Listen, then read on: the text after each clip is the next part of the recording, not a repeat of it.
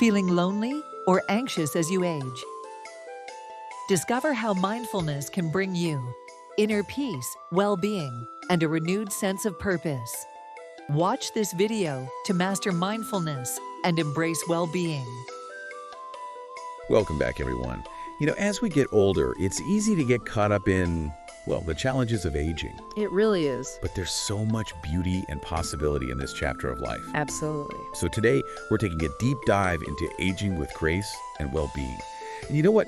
I think this is especially relevant for those of us navigating this stage solo. It is, yeah. We'll be drawing inspiration from Susan Williams' blog post, Master Mindfulness and Well-Being to Age with Grace. Her writing is so down to earth, it just resonates. I was particularly touched by her story about these amazing women in Ogimi Village, Japan. They seem to have discovered the secret to joyful living. It's truly inspiring. So let's unpack that secret, shall we?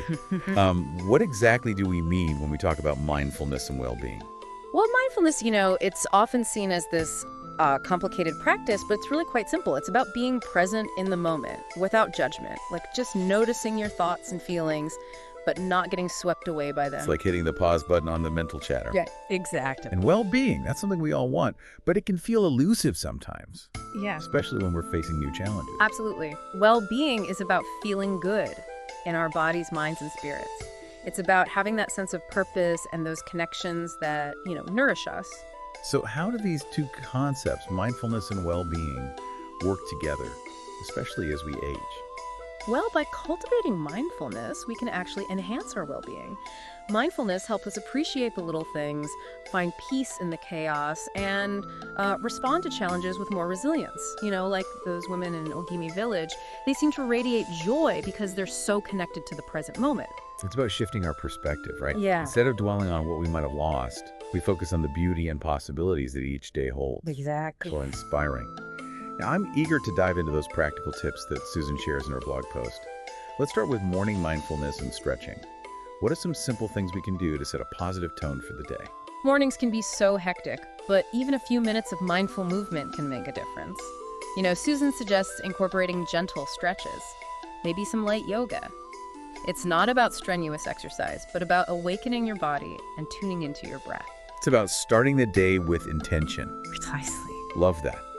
And from there, she recommends exploring mindfulness meditation, specifically Vipassana. Yes. Now, I know meditation can feel intimidating, especially if you're new to it. What's a good first step for someone who's curious but hesitant? Well, Susan really emphasizes learning from a qualified teacher. And there are free resources available, like the 10-day Vipassana meditation course for beginners. Well, that's wonderful. It's a great way to, dip your toes in. It's about finding what works for you and taking it at your own pace. No pressure. Exactly. It's a journey, not a destination. And speaking of journeys, Susan's a big fan of mindful walking. Oh, absolutely. I love that idea.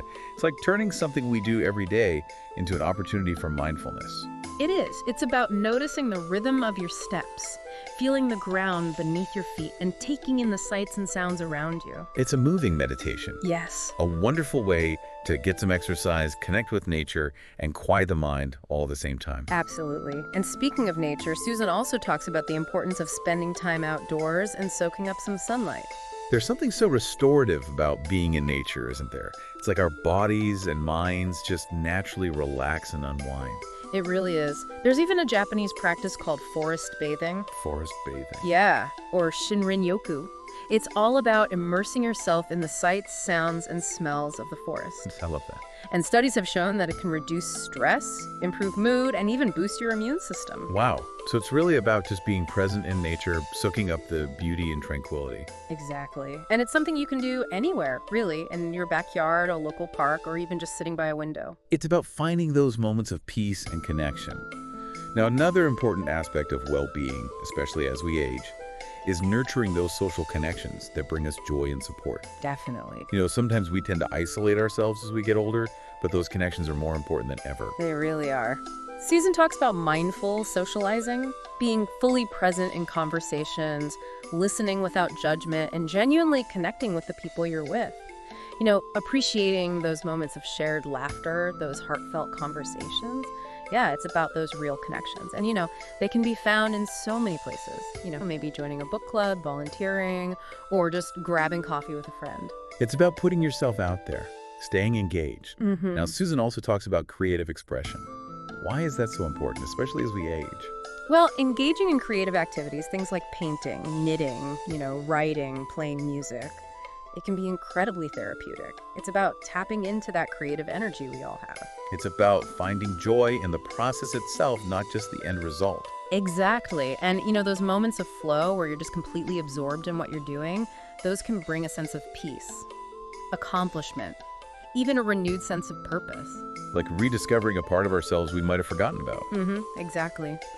And finally, Susan talks about the power of mindful breathing, pranayama. I've heard so much about deep breathing, but I've never really understood how to do it right. It's simpler than you think. Pranayama is a practice from yoga. It involves controlling your breath, but you don't have to be a yogi to benefit. Susan recommends simple techniques, like deep inhales, slow exhales. It can help calm the mind. Reduce stress. Yes, exactly. It's like a mini meditation you can do anywhere. It is. It's a powerful tool for finding calm in the midst of all the busyness. It's incredible how these simple practices can have such a big impact on our well-being. It's about weaving mindfulness and well-being into our everyday lives. It really is. And that's what Susan's message is all about. Making small changes that can lead to big shifts in how we feel, how we think, how we experience the world. So let's take a moment to reflect on everything we've talked about today. We've explored mindfulness and well-being, and we've looked at some practical tips for bringing these qualities into our own lives. We also talked about those amazing women in Ogimi Village. They really embody this idea of aging gracefully. Their joy is contagious. What do you think is the key takeaway from their story? I think it comes down to this. Aging gracefully isn't about trying to turn back time. It's about embracing the present moment, finding joy in the simple things. Nurturing those connections that give our lives meaning. Those women remind us that life is for savoring. Beautifully said. It's about shifting our focus from what we may have lost to what we still have, to experience, to give. Yes. It's about recognizing that aging isn't an ending. It's a new beginning, a chapter full of opportunities for growth, connection, contentment. That's a powerful thought. We have the power to shape our experience of aging. We do. It all starts with taking those small steps, incorporating those mindful practices, cultivating that inner peace. Now, before we wrap up, I want to leave you with something to think about. Imagine yourself a year from now. What one small step can you take today to move towards that vision of yourself aging gracefully, living a life that's true to you? That's a great question to reflect on. And remember, even the smallest change, if you do it consistently, can make a difference, create a ripple effect, and lead to a more fulfilling life. So thank you for joining us on this journey. I hope you found it insightful, inspiring, maybe even a little transformative. It's been a pleasure sharing this with you. And remember, you're not alone on this journey. We're all in this together. And for those of you who want to go deeper, be sure to check out Susan's blog post. We'll put the link in the show notes. Her writing is so warm, it's like chatting with a friend. And as always, we love to hear from you. What resonated with you today? What practices are you excited to try? Thanks for watching. Please like this video, subscribe to Time for Tranquility, and click the notification bell for updates. Take care and stay tranquil.